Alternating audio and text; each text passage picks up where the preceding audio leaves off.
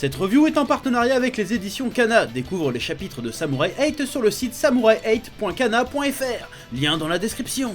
Ouais. Salutations tête de nage, je suis le chef et aujourd'hui on se retrouve pour la petite review hebdomadaire de Samurai 8, de Samurai 8 ou de Samurai 8, la légende d'Ashimaru. Aujourd'hui on va s'intéresser au chapitre 20. Alors, c'est un peu chiant en fait quand tu fais des revues de shonen hebdomadaires qui sortent par vague de 15 pages, parce que des fois t'as que des chapitres un peu centrés sur l'action.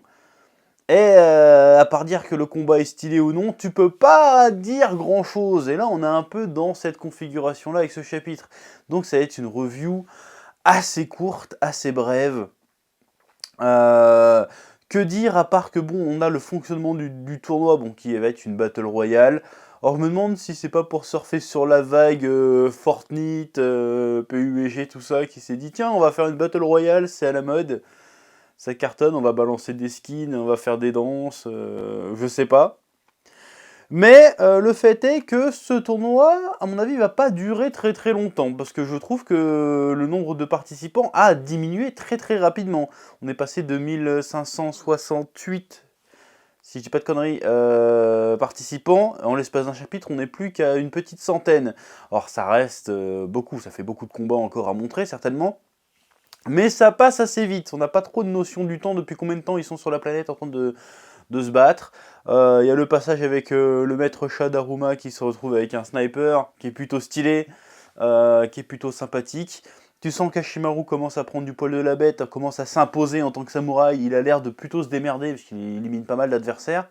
Par contre, il prend un peu trop la confiance, hein, c'est ce que le rappelle ce chapitre avec l'apparition d'un samouraï plus expérimenté dont on ne connaît pas le nom encore, qui semble plutôt stylé, qui semble avoir pas mal d'expérience et qui a une princesse qui semble elle aussi avoir pas mal d'expérience. Et là c'est un peu l'épreuve du feu pour Ashimaru. Et Daruma il fait bon bah lui tu considères que c'est un maître, tu vas te battre contre lui et puis on verra bien. Si tu t'en sors ça veut dire que bon t'es plutôt balèze et que tu vas prendre un raccourci dans la voie qui mène au statut de guerrier. Soit tu vas perdre mais dans tous les cas tu vas prendre une leçon.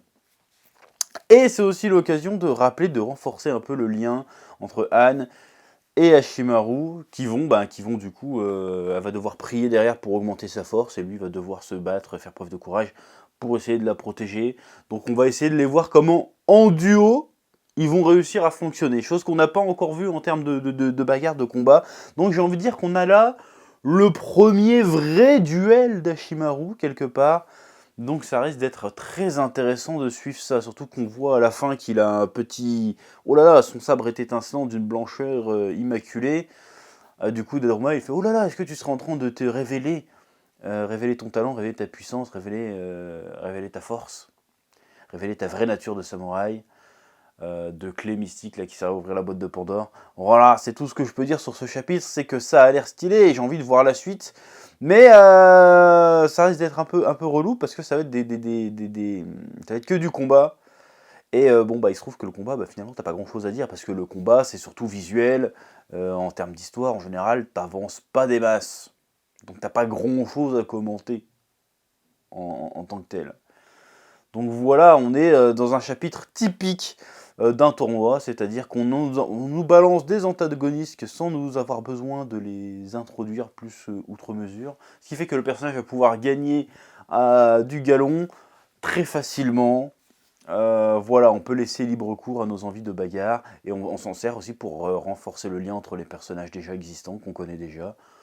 Voilà, très bien, pour l'instant la route est toute tracée. Voyons voir où elle nous mène. Ouais. Sur ce, si tu veux lire le chapitre, les liens sont dans la description, comme d'habitude. Et moi, je te dis à la semaine prochaine pour le chapitre 22. Ouais.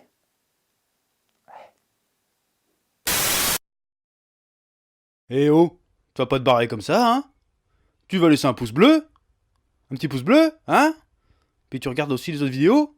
Parce que voilà, tu t'abonnes? Ouais? Ouais.